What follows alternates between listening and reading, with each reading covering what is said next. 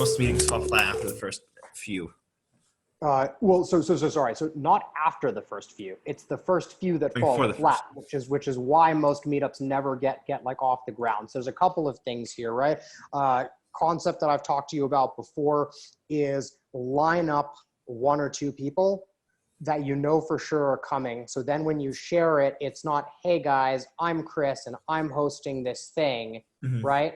It's, hey guys, you know, there's a couple of us that are planning on meeting up to discuss, you know, entrepreneurship and how entrepreneurship can help the environment. If you're interested in joining us, myself, blank and blank, will all be at this cafe at this time. Right? I like it. And that's good. Yeah.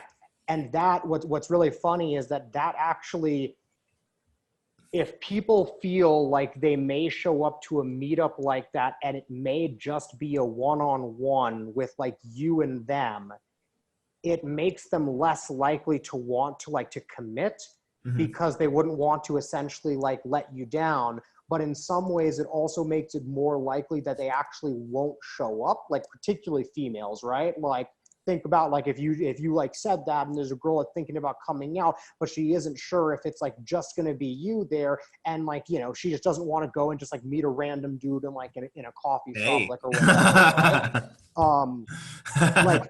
Like I find I get much better responses to stuff like online by just dropping in my wife into posts, because it just like drops down like a lot of like the girls that might be like concerned about just like going to a meetup and just being hit on at a business meetup. Now like that's just completely like removed, right? Exactly. And so that's something that's like important to consider. And so yeah, what's funny is that in a roundabout way, when you say it's going to be 3 of us there, it removes the pressure from people that they don't feel like they have to commit to going. And in a weird way, it makes them more likely to show up because they're not feeling any pressure to be there, right? True. That makes a lot of sense. And so definitely start with that. The other thing is like what I actually did. I don't know if you know this, but quite a few of the times that I would do like meetups or whatever to get them started is I would essentially go, okay, like we're going to do like a marketing meetup here. And then I would like tell Bunty and like 1 or 2 friends, I'd check and make sure they were going to be available. And then I'd have them at the coffee shop, like with me.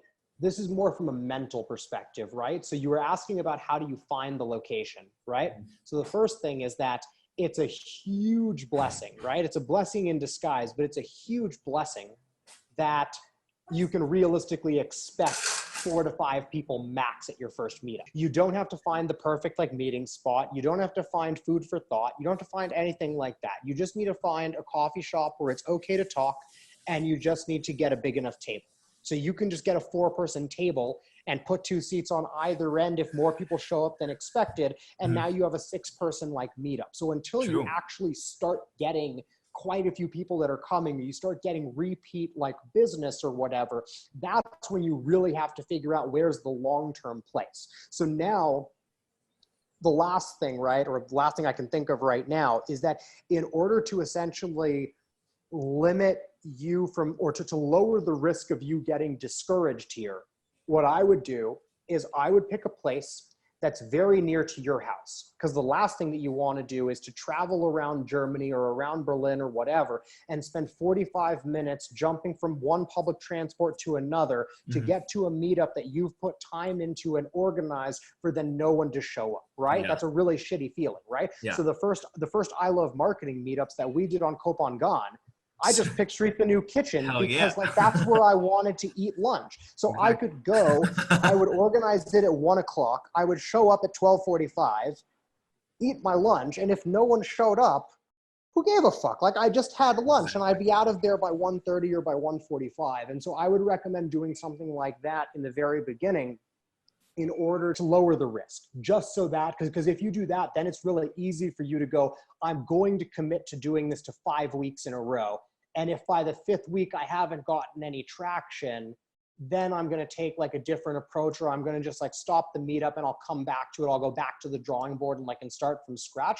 But what you don't want to do is overinvest yourself and then get discouraged after the second meetup, when realistically most people's second meetup is 2 people, you know, Yeah, like, exactly. you know, that's just how it is. Right. Yeah.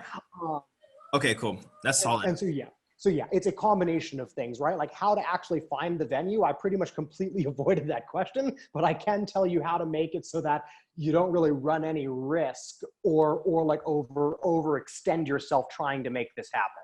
Yeah, I think that's more of an important point, because like if I do get it going, then the people that are actually there are typically, you know, locals who would most likely know a place that would be a good place to hold these things. Yeah, So exactly. And once you're able, once you get to the point where you have like 5 or 6 people that are showing up consistently, because I think it's around like, it's like 3 or 4. Once you can get 3 or 4 people to show up for a meetup or 2 in a row, and particularly when you're beginning to get repeat business, that's the really important thing. If it's new people every week, then you can't count on any sort of number. But once you know, okay, I've got a core group where there's 8 people, and out of those 8 people, I know at least 3 of them will show up every week, and it just rotates who those 3 are. Now, if someone makes a recommendation, now you can reach out to a coffee shop or walk into a coffee shop and co-work there, and then let them know like, hey, I've started doing this little meetup. I was wondering, can I reserve like the big table at the back on like this day? And like, you know, I'll bring, you know, you know, the last couple of times, maybe don't say I'll bring this many people, but instead say like, you know, the last couple of meetups, we've had 5 people at least. And one time we had 9. Mm-hmm. I'd love to bring those people in to buy coffee from you guys and just have a reserved table so I don't have to worry about this, right? And then it's a win-win for both like people. If you have, I forget if it's Crush It or Crushing It. It's one of the 2 Gary Vaynerchuk books. He has a chapter that's specifically on Lewis Howes and how Lewis Howes built up, I think it was a large like LinkedIn following, but he essentially built a business organizing meetups, and he got to the point where he essentially took the promoter approach. But instead of being a promoter bringing people into nightclubs, he was instead being the promoter that would bring a bunch of entrepreneurs or a bunch of like locals into various establishments. And he got to the point where he could host a happy hour, and like he had enough people that would want to join him when he organized these events that he managed to be able to get a percentage of the sales during that time.